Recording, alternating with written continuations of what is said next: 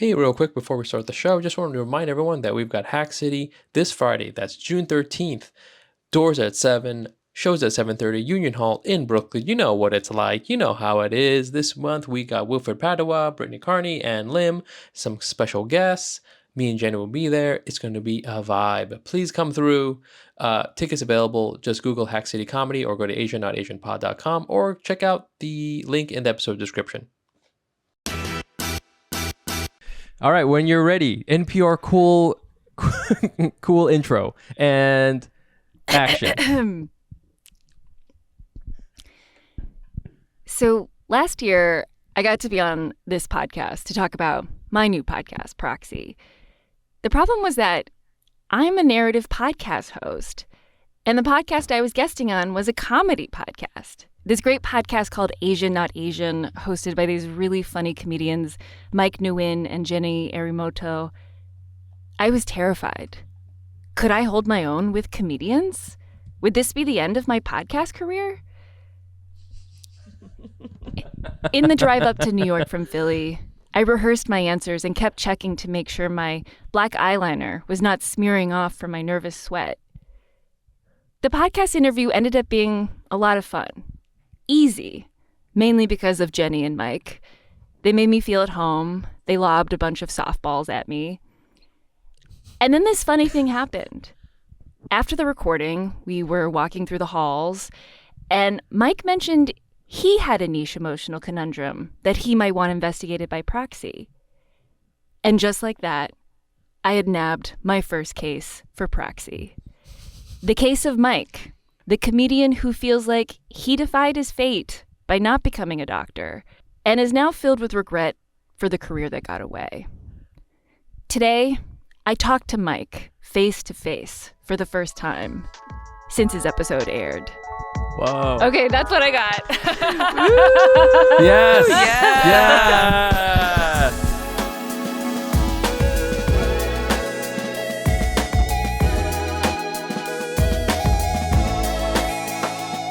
I've got full main character energy right now. Can I tell you that? This is it. This is it. It's so calming. Yeah. Yeah, well, it's interesting. I've never talked to a source, like the main character of a story, after their episode is aired in this way. Like, really? In a public forum. Oh, I see. So I see. Okay. I have so many questions for you, and I'm also curious what Jenny thought, like being your close friend and co-host, like what you thought of Mike and his whole conundrum. This is so meta. We're doing a podcast. We did a podcast, and then out of that podcast came your podcast about a niche emotional conundrum, and now we're doing a podcast about that. And then we gotta keep it going. We gotta keep going. We gotta keep it going. We gotta keep it going. It's layers on layers. We're man. a content farm. We're a content farm. We are. Sorry, AI. You will never be able to defeat our mental issues. This is the Redacted Not Redacted podcast. I'm one of your hosts, Mike Nguyen. I'm Jenny Arimoto. And as you may have guessed, our special guest today is Yowei Shaw of Proxy. And we're recording this time on Zoom. We haven't done this in a minute, so hopefully technically everything is going well. We're going to jump right into it. Just very quickly, you know the drill. Support us on Patreon if you want to have more meta content like this. Patreon.com/AsianNotAsianPod is the best way to support the podcast. Come check out our next stand-up show. I think the next one is June 13th. Mm-hmm. Should be a lot of fun. We're got to bang our lineup as usual. But yeah, I wanted to come on here and have Yowei back on. And gosh, I don't even know where we want to start. Do we want to just like jump right into talking about the episode? So, if people haven't checked it out yet, Yowei was on our podcast, mm-hmm. and then I was on her podcast, and her podcast is what I would call actual high quality. Okay. There's actual artistry involved, and mixing and production, and it's really nice. Not to say, hey, the people who help us are great, but it was really really special to do. And if you haven't listened to it, basically the sort of thing we get into on her podcast is I always thought I was supposed to be a doctor, and I have a lot of regret around that. And around the time that I was we were recording it, I had also lost my job. I had had a second child, so there was a lot of things happening. I was being served up ads on Reddit to go to St. George Medical School, and I was like, this is it. This is happening, So, I got to talk through it on your podcast with an amazing expert who kind of gave me a couple of things to think about as far as my regret. And it was heavy. It was heavy, but I don't know, Yowei, I don't know where you want to start with that. You've come back and you're on here, and it released just a couple weeks ago from the recording time. But I've listened to it and it was amazing. But I want to kind of open it up to you, Yowei, and see, what was your experience with it and what your thoughts were, and kind of have you lead us a little bit. Yeah. Well, okay. So first of all, Mike, you were the perfect main character for an episode because because you were funny. I always look for funny in a source for a story because it helps a lot. You were honest, you were willing to go there. A lot of I don't even know if I would be willing to go to all the dark places that one could go. And so you were honest, you were funny. You had colorful details that were very easy to make a caricature of you in my writing. Yes, I'm caricaturable. Yes, for sure. Yeah. So anyways, that was really great. I guess I should say, explain a little bit what the podcast is. So Proxy is an emotional investigative podcast. We take on niche emotional conundrums, and then we investigate them I try to find a proxy for the guest to talk to. So this is I scour the world for the perfect stranger who has relevant experience. So that could be a researcher who studied your issue for decades, or it could be somebody who's traveled down the same path but is further down the road and has wisdom to share. And for me, with every case that comes to my desk, it's the main challenge is what is the right proxy for this person? It's kind of like matchmaking. I'm setting you up on a blind date, and the stakes are maybe a little higher because you're pouring out your heart about this hard thing, and it could go left. And so we spend a lot of time, a lot of meetings trying to figure, and then we come up with options and we discuss the merits of each. And so for you, Mike, we were really, we could have gone in the direction of finding somebody who also struggled with this exact same regret or something like it, and then had figured out an interesting way to get through it. I actually did try to get Ken Jeong for you. Right. I was going to ask if we could, because you were kind of floating that. I did. Because you're the reverse Ken Jeong. I am the reverse him. Yes. Yeah. And I will say that his person got back and was Ken Jeong is flattered to be asked, but he has to politely decline because of his schedule. It was a very nice no. But then we ended up going in the regret researcher direction, just because regret is such a universal thing. Everybody deals with it, and it felt like that might open up more just insights, to unpack what is this thing that we all struggle with that will apply to your situation, Mike, and also apply to other people's situations. But that's my first question to you is what did you think about the proxy and the proxy conversation? I was nervous, and I think I told you. So the way this sort of worked too, if I may kind of show how the sausage was made a little bit, we had, multiple interviews, right? Yeah. You and I, right? We had a lot of conversations, which I enjoyed. Me, I love to talk about myself, and so that went on for a while, through the new year. Yeah. And then we didn't have the proxy conversation until I can't remember exactly. It was over the holidays, yeah. right? Yeah. And I remember doing it, and afterwards, I remember I finished, and I was, I was all working at the time, like freelancing and doing that remotely. But I remember finishing this conversation and being so tired that I couldn't do anything else. I couldn't work. I just like lay. I mean, I had to take care of my kids, but I was at my in-laws' house, and so fortunately, they were kind of like hefting that. They were taking on the burden. Yeah. I just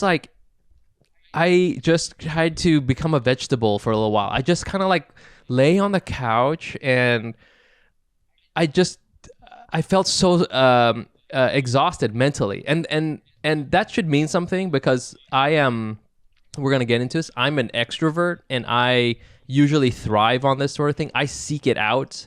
I go to small talk orgies. Okay, I like Small I like talk. What is a small talk orgy? It's just that's what I call any kind of mixer. I like doing this. Mike loves throwing if you see Mike in a party, it's like he's talking to every person, like speed dating. Wow. I'm a social butterfly. Yeah. I'm going there, no condom. It's crazy. So like Raw dogging conversation just after raw dogging, conversation. Absolutely. Conversations. But after that Proxy conversation, I didn't expect it. I was like, okay, this is going to be, intense and interesting. But the fact that I was so just like strung out afterwards, it was so unusual. Yeah. And I couldn't do anything the rest of the day. And, slowly I kind of got myself back together. And a couple of things that the Proxy had said we had been texting about this, about, just feeling sort of like grief over,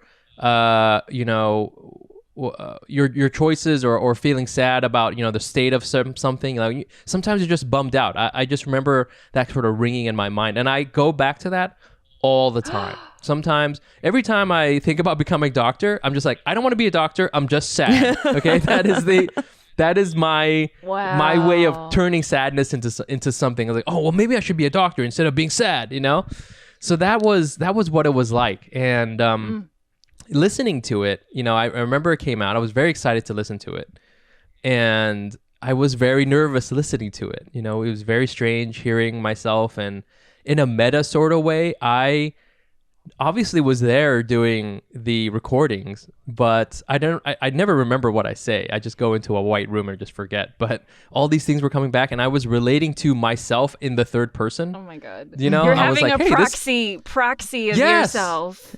Yeah, I was like, this guy's got some issues, man. And I can really, this guy seems like a cool dude. He's pretty handsome, and he sounds handsome. He sounds so handsome and like really like charismatic. So, but I. Literally, as the Proxy was saying things, and I'm sorry, what was her name again? She Amy Somerville, regret researcher. Amy Somerville. Yes, she was amazing. And as Amy was saying things, I would say, while I'm listening, I would go, interesting, and then myself would say, interesting. It was exactly the same thing, like I had done it again. And did you get tired again? I got tired again. So like this often happens to me, but when I listen to any kind of podcast, but in this one in particular, I would have to stop and I would just be like, okay, I'm going to ingest for a little bit and just kind of think through things. And, and I still to this day, I went and looked because I had to listen to the next episode of Proxy with Parna on there. And I still have 10 minutes left on mine. Wow. And I was like, man, I got 10 minutes left. I was like, can I do it? Wow. It's just, going to that place is, kind of harrowing. I also felt while going through it, like, I hope that the big thing is as comedians, we have a tendency to, embellish things or to, kind of, oh, well, as long as it's emotionally true, it's fine. Mm-hmm. But here I did want it to be true. I did want it to be very accurate to what I was saying. And I do think I was accurate to like my feelings, how it really feels. And then there was a little thing where I was like, well, is this just embarrassing? Like, I never get embarrassed, but I was like, is this just sad? I'm like, is this a sad thing to admit to people? Oh my God, I just admitted it to like, all these listeners. But it was like, I went through the whole gamut of emotions. And again, usually I'm very, sort of stable in that sense. So yeah, it was intense. I will say it was way more intense than I've never done ayahuasca, but I could imagine it. This is like ayahuasca, but with like breaks for Helix Sleep Mattress ads. So, Proxy, the new ayahuasca. Yeah. the new ayahuasca. Use promo code Spirit Animal to get 10% off. Yeah. Oh, wow. This is so interesting to hear Yeah. you say all this. Oh, my God. I have so many thoughts. One is the fact that you got so tired after the I got Proxy tired. conversation So means tired. that like there was work happening in your So much brain work. and Yes. body. Like, okay, it reminds me. So have you all heard of EMDR? Oh, yes. It's like a kind of body-based trauma therapy that really sounds like science fiction. Essentially, you like Wow. hold these buzzers and then you like reprocess traumatic memories and then until the point where they don't like activate you as much, the memory. And then Oh, shit. when I first start, and it really works, highly recommend.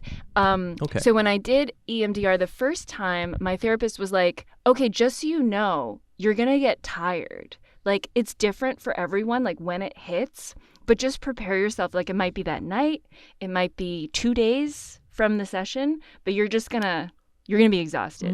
And I was like, that's weird. Like, I don't know what she's talking about. That's never happened to me before after a therapy session. And then like clockwork. 2 days later, I was driving somewhere. I was not behind the wheel, thank God. And like I was told it was in the morning. Like it wasn't even like afternoon or night. And I just passed out for like 2 hours, which is it's not normal for me to do that in the morning on a car ride. And yeah, so it just reminds me of that kind of thing. Like maybe, you know, the way my therapist talked about it was like your neural pathways are being rewired. Wow. And like, I'm not like, you know, I am not a mental health professional. I am a journalist. I don't really know what I'm talking about here. But I'm just wondering if there's something akin to that happening. Yeah, I think, yes. And just to reiterate, it was so unusual. It was physically and mentally, it was like I had just, I don't know, run a marathon or something. I couldn't like mentally pick anything up. Wow. Do you know what I'm saying? Yeah. Like that's why I couldn't work anymore. I had to stop. I couldn't check emails. Yeah. I was just like sitting there. And, you know, once I got through it, I will say, and this is similar to when I've gone through therapy, I've only done CBT, but it's the same thing where you're kind of, there's another pathway now such that when you get a certain stimuli, you're now like going that way instead of like going the spiral route. Yeah. You know? And not to say the spiral route isn't there, but now you have this other thing where you can kind of like look at it a little bit more objectively, or at least you have another tool to evaluate your experience. And I think just to go back about why I was so tired, and this is related to like sort of my embarrassment, is, you know, there is like, quite frankly, a lot of shame around this thing. The regret is related to shame also. And there are very few things I think I could talk about where I would give pause, and this is one of them. You know, this is like one of this is, if I had the movie Inside Out, this is one of my personality pillars. Is like this. It's like, it's deep in there, and it's not really at the surface. It's not at the forefront, but it's like it's holding something up. Yeah. And to go back there and kind of like break that down and go around it, and, you know, in another pathway, was a lot more work and more impactful than I thought. Even I thought it was going to be, you know, and I was like sort of prepared for this. I was like, I can't wait to talk to Amy about this. But I was not prepared for like being so tired and everything like that. Yeah. And so it was awesome. And I was telling you after I listened to it, like, you know, the way you crafted it is amazing, and the way you told the story, and I felt like so lucky to be able to go through this.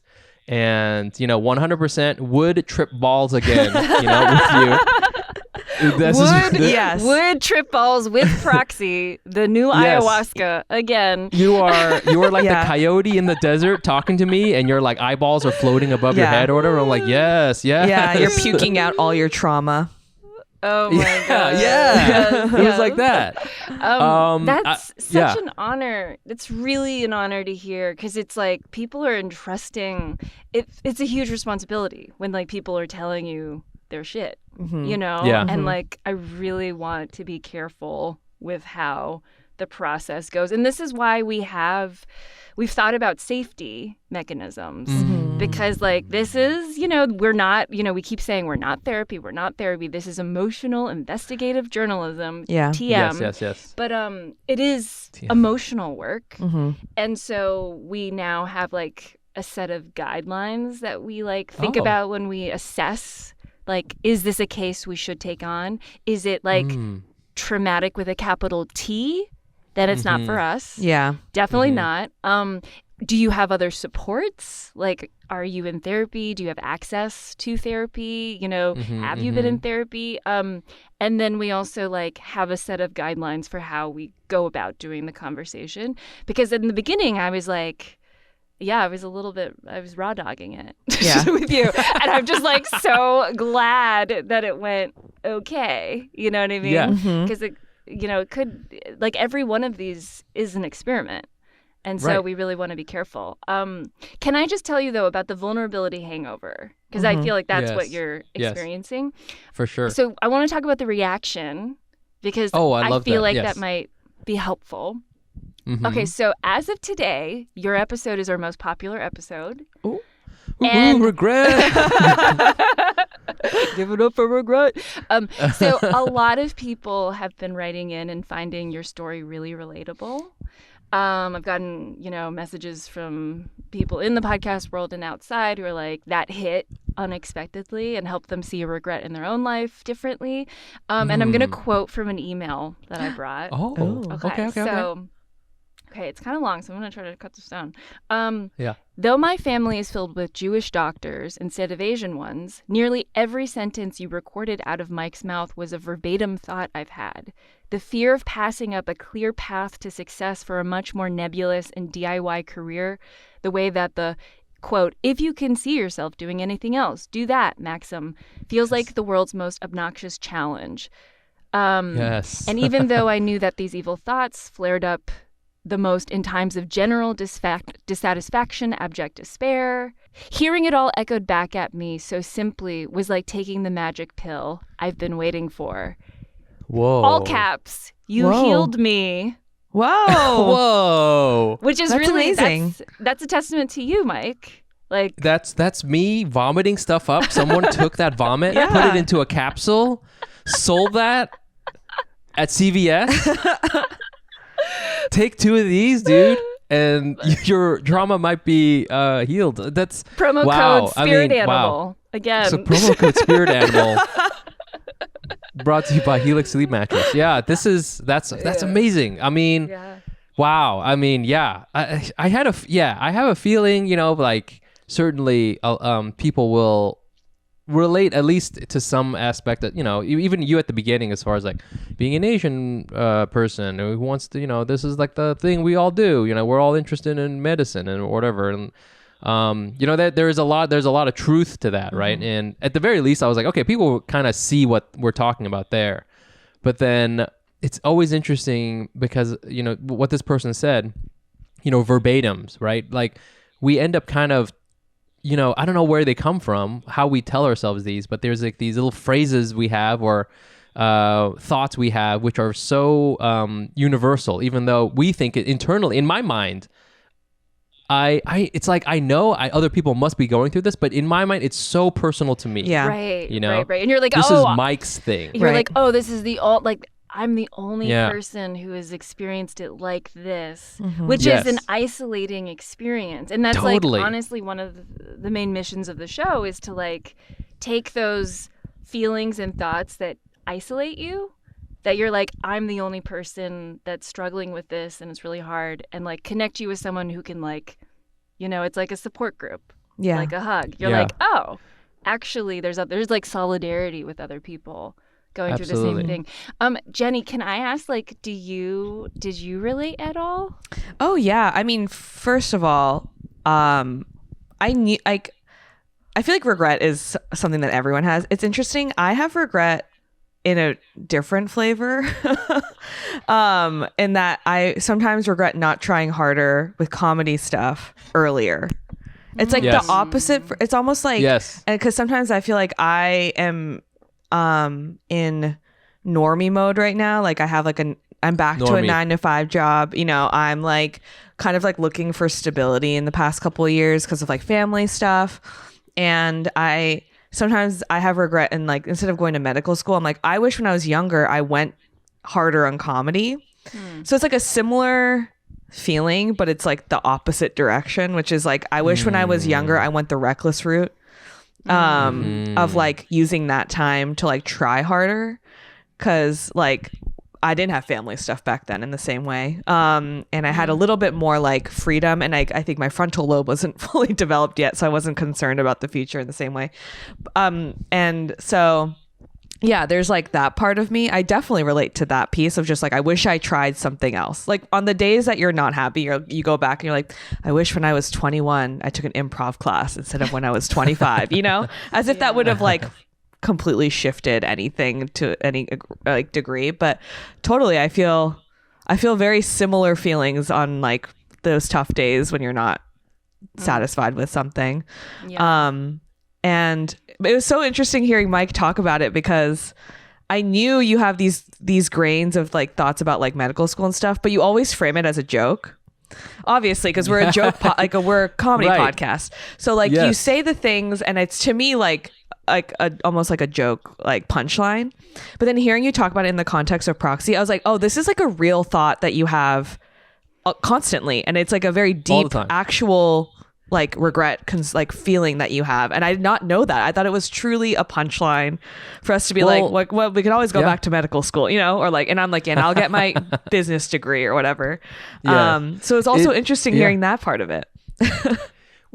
Well, what you said, a couple things. One is, yes, I realize now that you said it, I realize I joke about it because I feel ashamed, you know?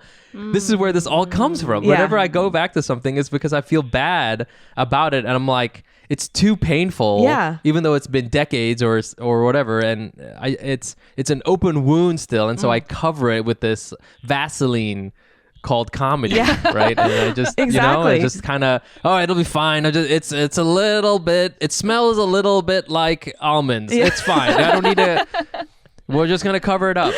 And the other thing you say, you know, I think a lot of actually, if I were to hear your regret, I would relate it. You know, I didn't try hard enough in comedy. I would relate it to, I didn't try hard enough in, you know, in school. It has to, for us, I don't know if this is an Asian thing or not, or it has to do with regret, but it always does go back to like, I didn't want it enough, or like I didn't work hard enough. You know, I always think about like, oh, well, you know, and there is that thing that people say, if you can imagine yourself doing anything else, you know, you should, you know, don't be a doctor. You should, you know, like, to an Asian person, that just sounds like, I challenge you to try even harder and to burn every bridge until you accomplish your goals. And like, so that for us is like, oh, it falls on us to like want it bad enough. Wow. You know?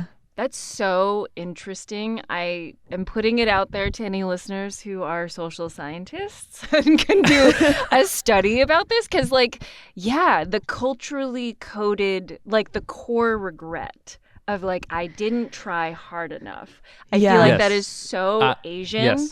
And like, I'm just thinking about, so like, you know, you sent me some like questions to think about for this interview. And one of them was like, what kind of Asian were you last week? And I was trying to think about like what kind of Asian I was.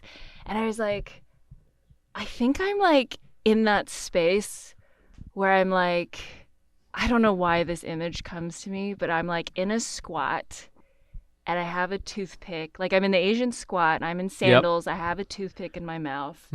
And I have just like a weathered, like, don't come for me. Like I'm tired, but I'm going to keep going.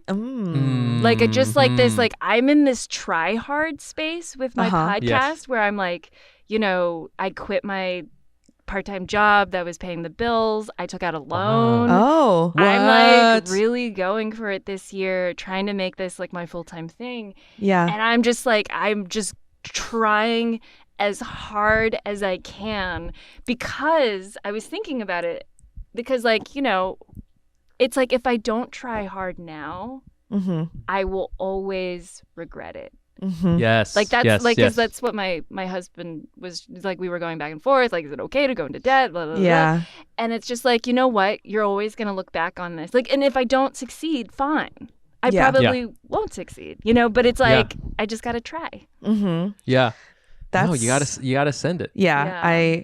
But then my brain is like, after that period, I still go back and look at the footage or like in my mind and go, I could have done that thing different and that thing different. I could have sold plasma. You know what I'm Exactly. saying? Like that's where my brain always goes. There's like always a seed of regret. And I think it is always like, maybe it is that mentality of like, I could have just worked a little bit harder. Yeah. But it's so unhealthy and it's not sustainable. so Well, okay. So I brought some other like research nuggets on regret that might speak to this. Okay. That we didn't get into in the episode. Okay. So let's see. So the first thing is that like, so counterfactuals. A regret is a counterfactual, which is essentially a thought of how things could be different. Right. And so the regret scientists are like, counterfactuals give us a false sense of control, right? Like like obviously there's like a million things that could be happening that could like, sure, Jenny, you could have taken an improv class at age 21, but maybe you would have had a shitty improv teacher at age 21 and you were like turned off of comedy for the rest of your life. Like you just never know all of the factors. And so we kind of overestimate our ability to like our actions will lead to X consequence. Like we always overestimate that. Yeah. Right. And so like there's this researcher who says that people have a bias in hindsight toward thinking things were more possible than they really were. This show is sponsored by BetterHelp.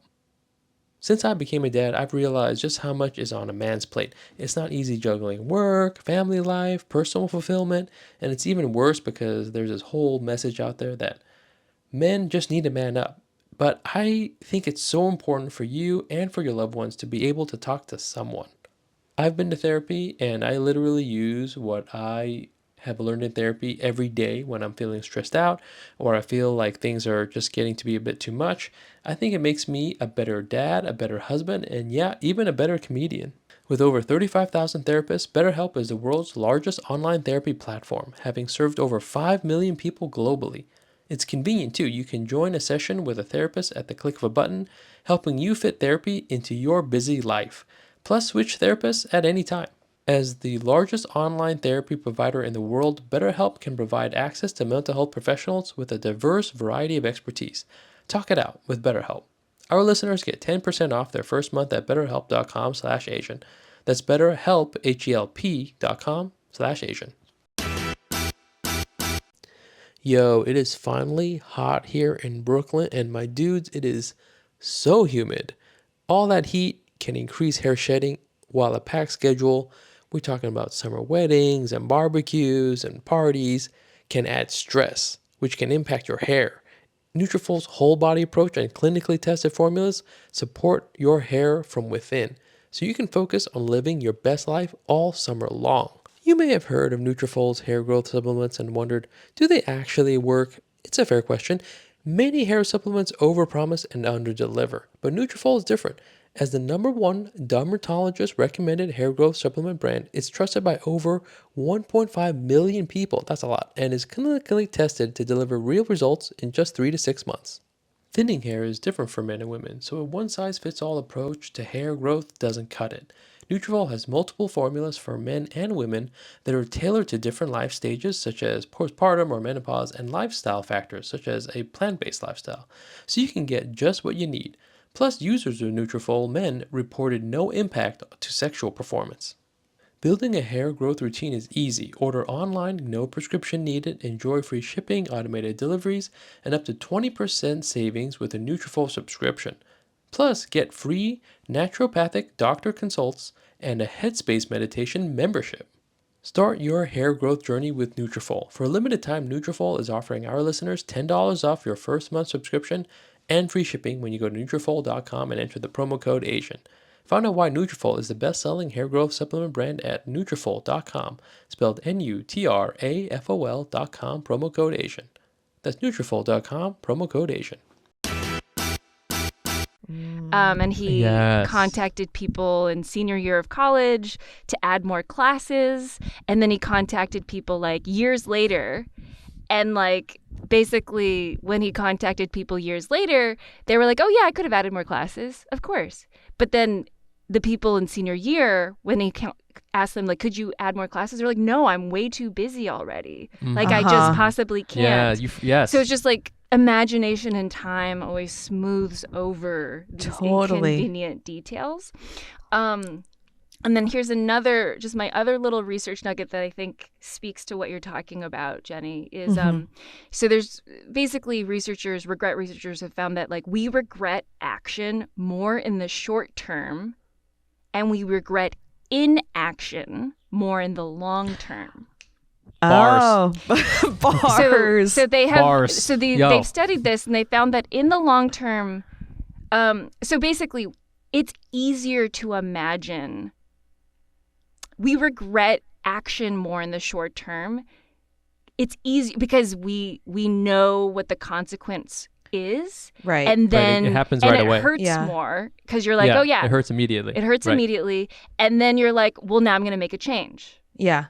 Versus if you don't take an action, you can just make up whatever fantasy Right. you want about what could have been. Yeah. And so then in the long term, you can just invent about how it could turn out. And, so that's why we tend to. So basically this researcher, when I asked him, so like, what would you say to people? Like, what's like the thing you've learned most from all of your regret research? And he was like, honestly, like, if the main thing is preventing you, like he basically says like, you should really just like try to like kind of like a YOLO, just like a no regrets. Like you should really just like take actions. Yeah. like Take just do the actions. thing. Yeah. Like Totally. even if it doesn't go well, even if like you look stupid, like you might regret not doing the thing later and be haunted by it. Yeah. Wow. That's so real. I feel like That's real. both of those pieces resonate so much. They make so much sense. The counterfactual thing, like the fact that it's like made up is like the biggest thing that I've had to learn because like I don't know if you feel this way, but growing up Asian, I feel, and sometimes I can't tell if it's like what part of Asian. Is it being Asian? Is it just my family? But whenever you do anything, or like let's say like I would get into an argument with a friend or something, a friend is mad at me, the thought process I had was, what did I do to cause that? It's like everything is under my control kind of thing, because my parents would be like, well, what did you say, or what did you do? Like that's a minor example, but like if in every interaction you're thinking about your responsibility in causing that reaction that bothered you, then you think you have regret because you're like, well, I shouldn't have said that thing, because it is like this false sense of control over like the outcome of everything. Yeah. And so I still do that just naturally, but I think that like it like regret and like the false sense of control is like embedded in that detailed of a place, I feel like, in my existence. I have a hard time parsing out whether that's like Japanese culture, Asian culture, my parents. Like it's hard to like figure out where that comes from, but it's like definitely something I have to like think through every time I do the thing of I shouldn't have said that, I shouldn't have done that, I shouldn't have gone there, or whatever it is. Yeah. The So, yeah. responsibility piece, that's so interesting. It's like there are lots of people who move through the world who don't think about their responsibility I know. at all. I mean, I feel like it's like there's like a lot of people should probably be more like you, Jenny. Like, maybe like you could take a step in the other Right. direction. I'm totally with you. I always take responsibility. Like I'm always like, oh, I messed up. Oh, what did I Right. do? I was just like having a conversation with a podcast friend, and like something fell through with our collaboration, and I was like, oh my God, I'm so sorry. Did I mess you up? He's like, it's not your problem. Like, Yeah. it's fine. I was like, oh, I was yeah. just thinking about like, oh, did I mess them up? Did, Right, did I right. He's like, stop. It's literally not your problem. Yeah. Yeah. but that just feels like a very, I don't know, thing that you might do as Totally. 100%. I'm always thinking through the footage, the playback, like if it's a sports game, you're looking at the footage and you're going like, back. Yeah, going back. And I was like, I should have phrased that email in a different way, Should have used the AI helper to help her find the right tone. Like that's going to cost her, Bob. The playback, that's going to cost her. She fumbled that one. That's going to cost her, Bob. Oof. That's a rookie mistake. Yeah. Wow. Well, I mean, Yowei, you started talking about this, and I wanted to get into it.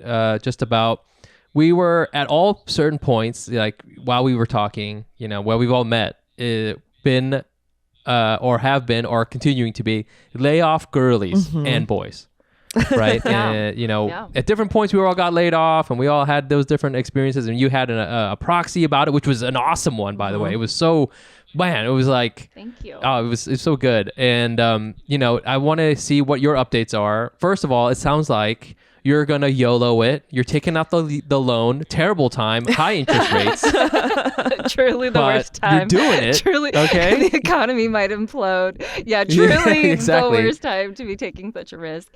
Yeah, I mean, that's really my update, which is like, I'm just shooting my shot. And the thing that I've had to learn how to do is like, basically, I've been thinking about the utility of self-delusion.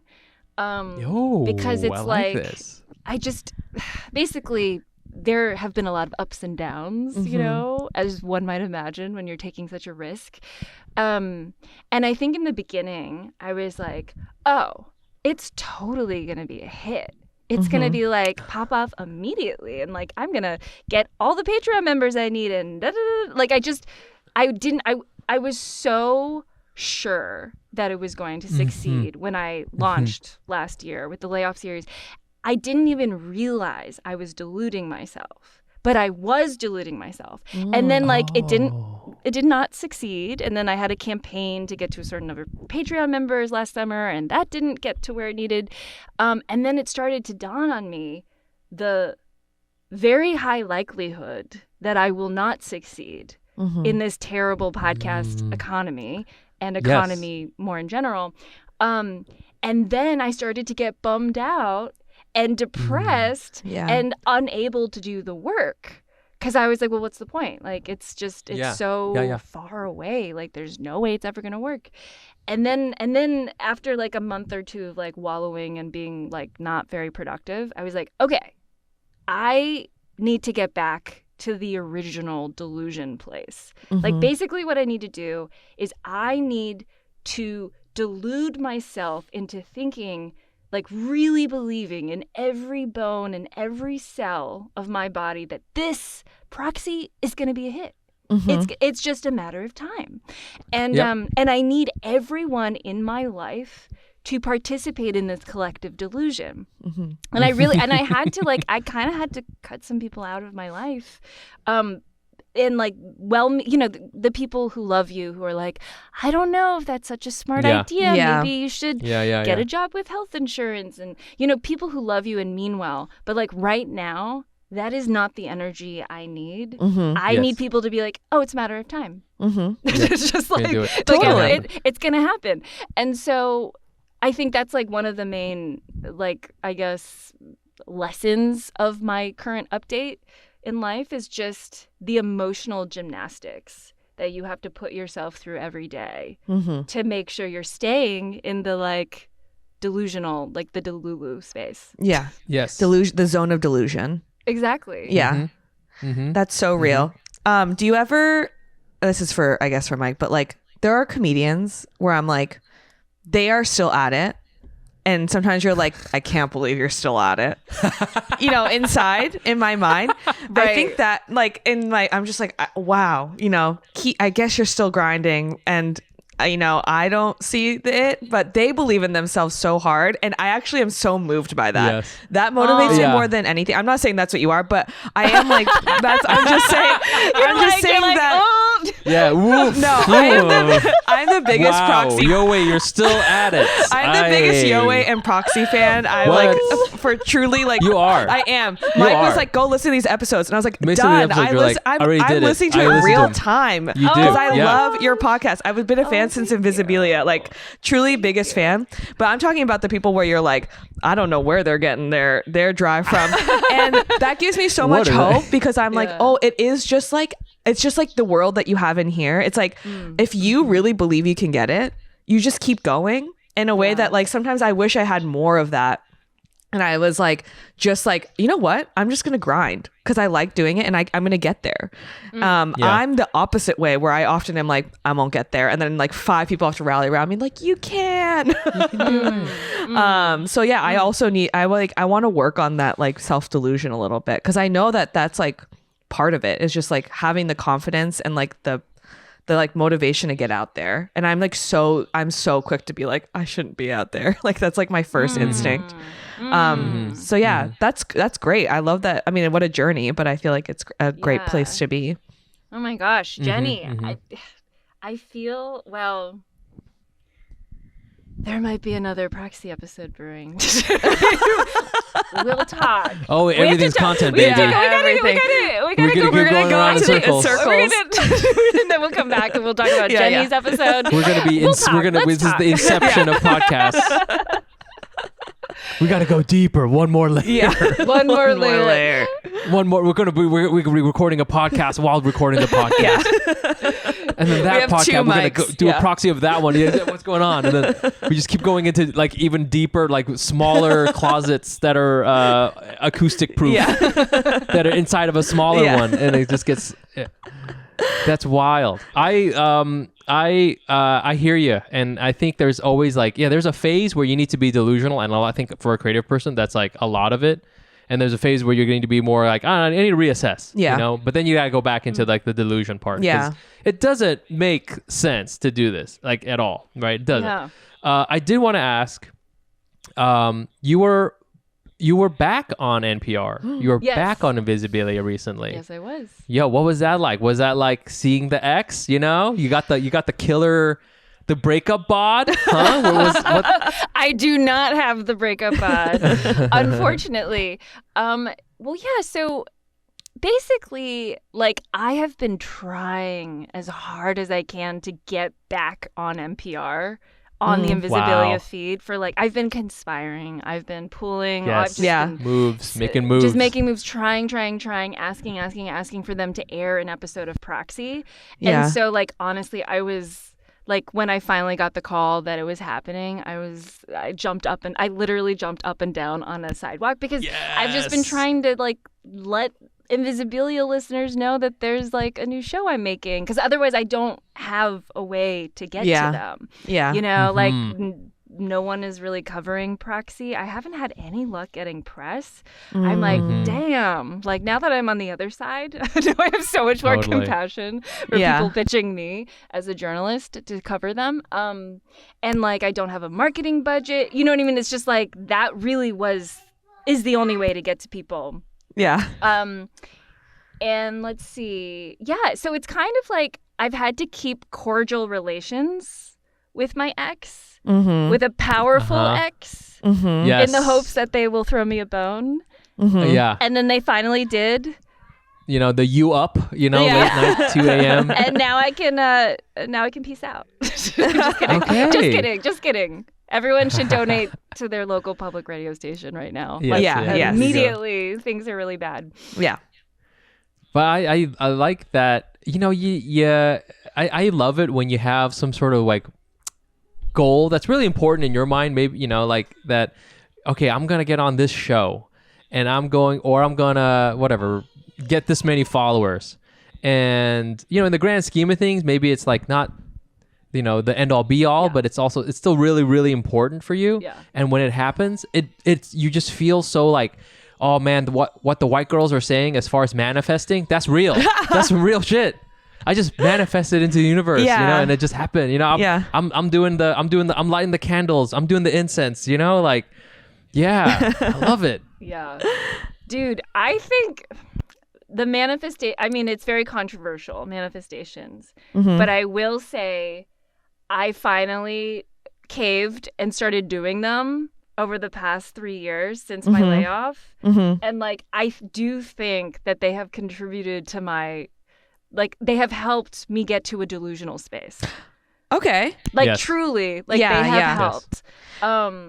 Do you write yeah. it down or do you like talk to a mirror? Oh my God, I have a whole routine. Okay. So what I do Yes. is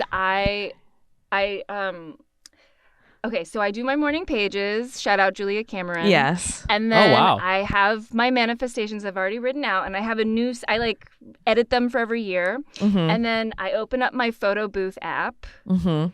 because I don't like to sit in front of my mirror. I just want to sit at my desk. And then I put on Photo booth app. Damn, then what I a lo- usage then of I- that app. and I look at myself on my computer screen, and then I put on RuPaul's the end credit song. Yeah. And then I say my manifestations to myself, like as I Wow. like dance I love or whatever. that. Yeah. And so basically, what I'm trying to do is I'm trying to wire my brain like a lab rat. Mhm. I'm trying to like create a Pavlovian association so that when I need like a shot of courage, I can just Yes. play the song, Mhm. and then it'll be like, hopefully that'll make me feel better immediately. So, anyways, that's what's been working for me. I love it. Yes. I Highly do think there's recommend. something to it. It's I just love like that. talking yourself up. It's like getting ready to take on the day. Yeah, Let's go. Yeah. let's Yeah. fucking go. I do that, but switch out the RuPaul song for X Gon Give It To Ya. Okay? DMX. Yeah. Nice. And mine The is masculine. take that out, and it's Boy Genius, and I'm actually crying, and I'm walking outside.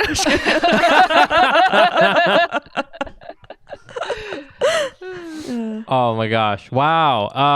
I wanted to just touch real quickly. We're almost at time, but you have another, I mean, you obviously still have Proxy going, and the next episode was with Aparna, and it was interesting because it's about introversion, and this time, like, Yowei, you're like, you're doing the thing where you're like the subject, because it was you kind of working through your issues with introversion, and Aparna was your proxy. I mean, can you give us a little taste of what that was like? And I wouldn't have thought of you as being introverted. Yeah. Really? Yeah. Interesting. Yeah, not at all. You're very sociable. Like, yeah, you want to be prepared, but that's only because you're a professional. So. But, yeah, like, tell us about that. That's interesting. Oh, that's like good data to have. Okay, so basically, I have been introverted my whole life, but I didn't realize it until probably, like, really when I became a co-host of Invisibilia. Because at that point, let's see. Like, basically what happened was I became a co-host of Invisibilia, and then, like, a lot of people in my life were like, huh, that's interesting. Like, you don't really seem like you should be a host. Like, you're kind of quiet. You don't really talk that much. And it's true. Like, outside of, I mean, I do talk for a living. Well, not currently for a living, but, Working on it. Working on it. But, like, in groups settings, I'm perfectly happy to just like sit on a couch and watch. And like I get really overwhelmed by like group situations and parties. I really have to limit my socializing. I now have it down to like I can only do one social thing a week.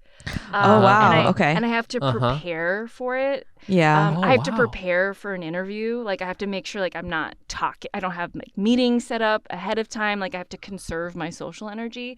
Back when I was like right after college, I lived in a house with two other roommates. One of them was my really good friend, and there was always a rotating third. And I remember always being like so annoyed at the third roommate. I'd be like, she always tries to talk to me. She's so annoying. The nerve. I'm sitting here reading my book in the living room. How dare she? But then I moved to my own place shortly after, and I was like, oh, like it was not the third roommate. Yeah. She was fine. Like I'm just an introvert. Like I just need to be by myself. So anyways, I've had this hang up for a while. And like I don't know if you all feel this way. Do you feel like our society tells us that introversion is a character. Okay, Jenny is nodding hardcore. Yeah, like it's sometimes I've talked to extroverts and they're like, I don't know what you're talking about. And I'm like, that's because you're part of the dominant class, you fool. Yeah. Like, it's like, of course, it's like white privilege. It's like, of course you don't understand the privilege you have if you're like part of the, you're part of the group that the system privileges. Right. And so, yeah, I just have felt like kind of bad about my personality for a while. And then you're dealing with the double whammy of being a quiet Asian woman. Mm-hmm. And then you're like, oh my God, I'm like Totally. fulfilling this stereotype Yes. of like Asian women being quiet and Yeah. docile and submissive. And that's like a gross stereotype. I don't want to be that. Like, I've always been jealous of loud Mm-hmm. Asian women. Like Ali Wong. I'm like, oh my God, what I would give to like, I mean, everyone wants to be like Ali Wong, but you know what I mean? Like, Yeah, true. just like loud, brazen, like bitchy Yeah, totally. Asian women. I'm like, wow, I really have so much FOMO. I wish I could be you. And so anyways, I've been like low-key dealing with these feelings for a while. And then I read Aparna Nancherla's book, her memoir, her book of essays, Unreliable Narrator. And she has this chapter on introversion. And I have never Yes. felt so seen by a book I read. I literally, like, I had to like, Mike, what you were saying about how you listen to podcasts, you have to like stop every 10 minutes and like let it. Yeah. Like, I'm not like that at all with reading. Like, I just like zoom. But like with her, with that chapter, I had to like stop and just like, because I would like tears would come to my eyes, and I was just like, Wow. I need to get a pen, I need to underline. She talks about this exact conundrum, and so I wanted to get her on the podcast and talk to her about what it's like being an introverted Asian American woman Yeah. who is a comedian in a profession where Yes. you are paid to talk Mm-hmm. and where you're essentially paid to have a good personality. Yeah. Mm-hmm. Like, that's essentially what being a comedian is like, people want to be around you, people want to like hear you talk. Mm-hmm. And so it just felt like talking to her would be healing Mm-hmm. because it kind of like her very existence like cuts against it, like contradicts these narratives I have in my head about like what being an introvert is and da da da da. And so I got to ask her a bunch of questions and she was very generous. I learned a lot of things. Shout out to Aparna Nancherla. She's great.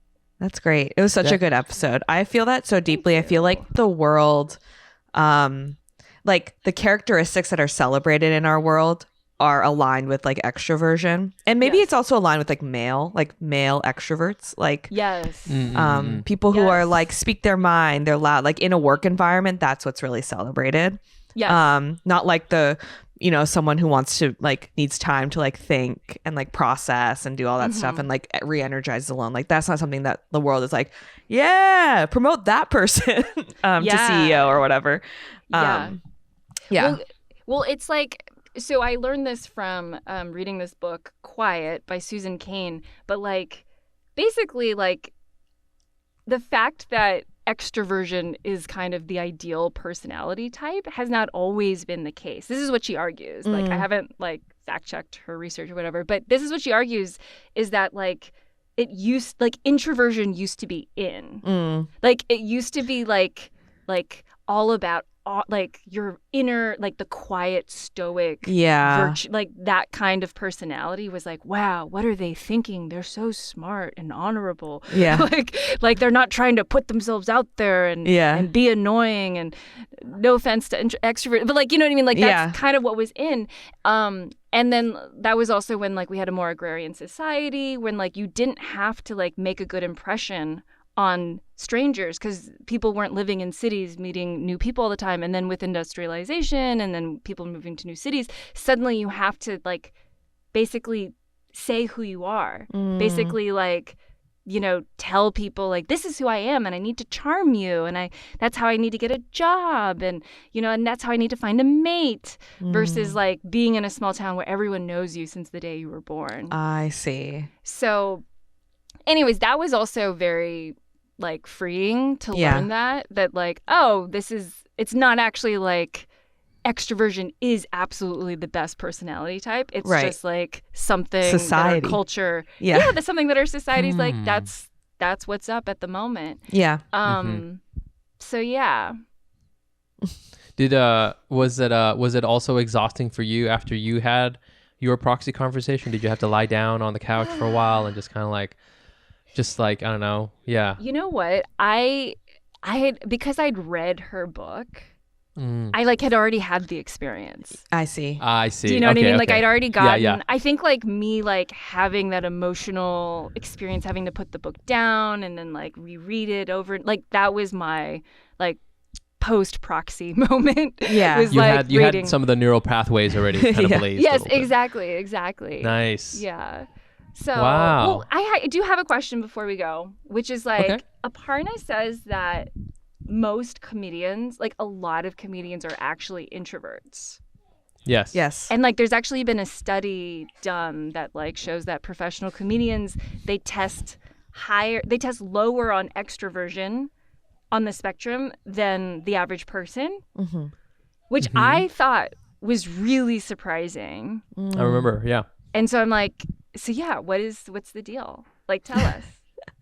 Like, is that true? I definitely could see that. I definitely can see that. I was listening to it, to that podcast when you were telling, what you just said, and I had to pause as I usually do and like run through something in my mind about it, because a lot of times, when you're in the green room with other comics, unless you already know them and like you already have this whole thing, a lot of us, we just kind of like sit in the corner and like we think about our jokes just like quietly in our minds, just like, or scroll on our phones. God help you if you go to an open mic ever, but open mics are just like 20 people who are not willing to speak up. And I don't know what it is about, at least stand up, this, draws people to it. Maybe, it's like the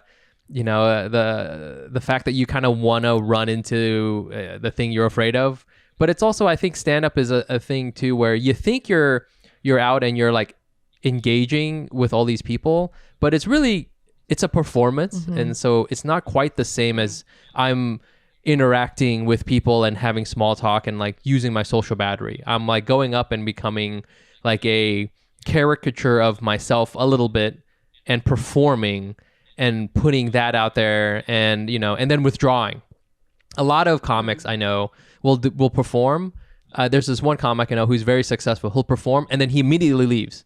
He like doesn't want to talk to anybody else. He just like gets in his car and drives away. And that's chill. And I think that's chill. totally amongst normal. Comedians, you're like, Other comics completely understand. They're like, all right, cool. See you later. They won't be rude about it. They're just like, hey, I gotta go. And it's like, no worries, I got you. And they just like they bounce. I think I'm unusually extroverted for a comedian. yeah.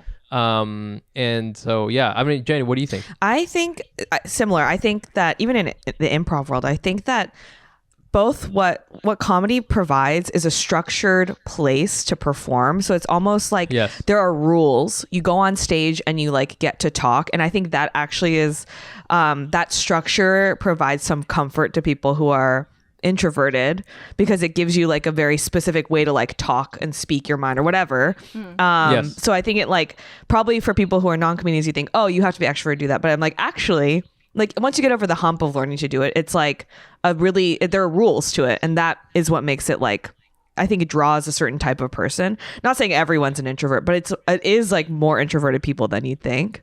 I notice like in backstage of like even Hack City, sometimes you can tell when people are just like quiet, and then they get on stage and they're a character, and they get back on stage and like, thank you. They go back and they're quiet again. Exactly. Wow. Yeah. Okay, can I think- I just feel like you all, so Mike, you're an extrovert, so this doesn't count for you. But like, I feel like more comedians should come out about their introversion. I think that this would be very helpful. Yeah.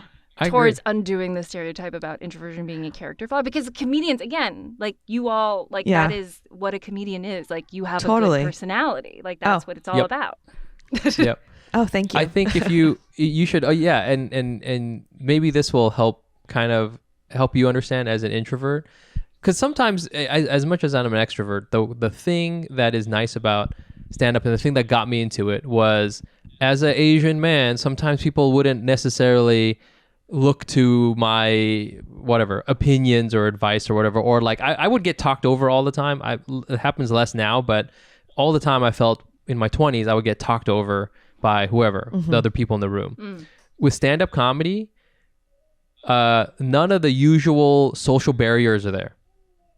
You literally are the only person with an amplified audio device in your hand with a spotlight in your face. Yeah. It is an art form where no one else is supposed to talk. Right. In fact, it is discouraged that anyone give you advice. Yeah.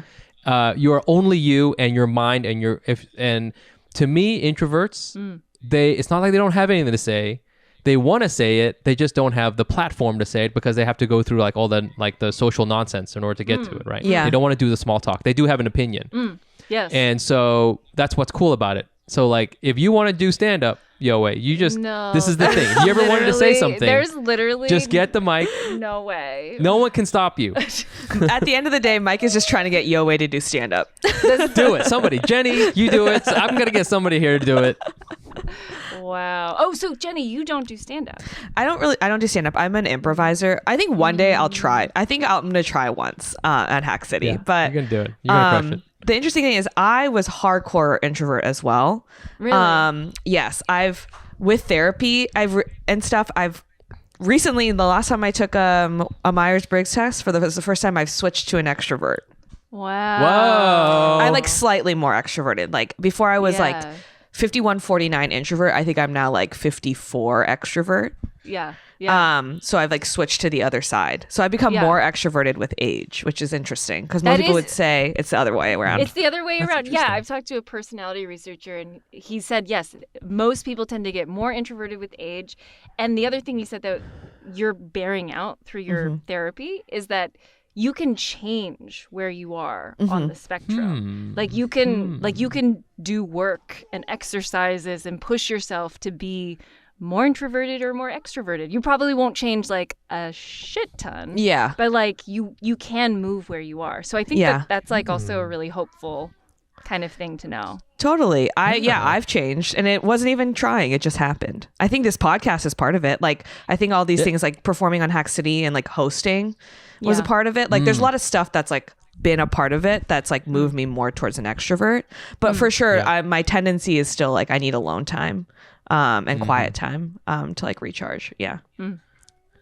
Last question for you, Yowei, is so you said that you need to have only one social thing a week. Is this it? Is this it? The one thing you Okay, use? this- Did we burn up your card here? This weekend is really not good for me because we have this interview plus my cousin's engagement party Oh, that plus sounds yeah. awful. plus a niece's birthday party. Whoa. Oh. So I'm in trouble. Like I'm worried for myself. Yeah. I gotta immediately after this go take a nap and lay down. And Lie just, down. like, Yeah. Do it. Recharge. Yeah. Recharge. Listen to some white noise. Like, get out. Yeah. Yeah. Yowei, well, thank you so much for joining us. It's been awesome.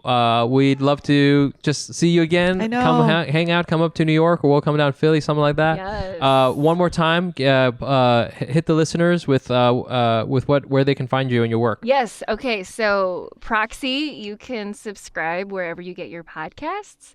And we're also on Instagram at Proxy Podcast, and I'm at Yowei Shaw. So Amazing. You can find us as usual on Instagram at Asian on Asian Pod. You can find me on there also at Nice Pants Bro. And I'm at January Moto. Come check out all the usual stuff. We have a Patreon as well, and we have a comedy show, and we have all sorts of fun stuff. We've been releasing recently on the Patreon our hosting sets. So if you want to see what an extrovert and a recently converted extrovert are like on stage, come check that out. It's a lot of fun. Until then, Yowei, thank you again. We love you, everybody. Goodbye. thank you. Thank you. Bye. Bye. Bye.